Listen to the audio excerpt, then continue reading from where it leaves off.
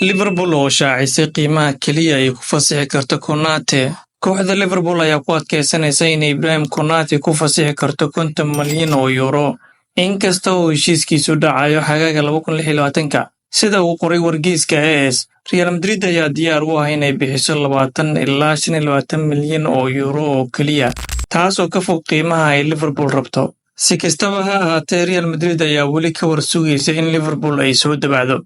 Waxay si buuxda u rumaysan yihiin in Konate uu go'aansaday in uu ku biiro kooxda marka uu heshiiskiisu dhammaado xagaaga dambe.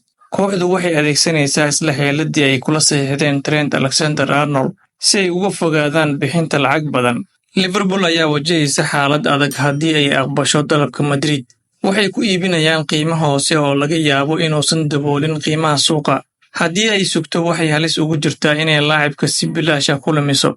Kooxo kale sida PSG oo isha ku haya ciyaaryahanka ayaa cadaadiska sii kordhin kara toddobaadyada soo socda.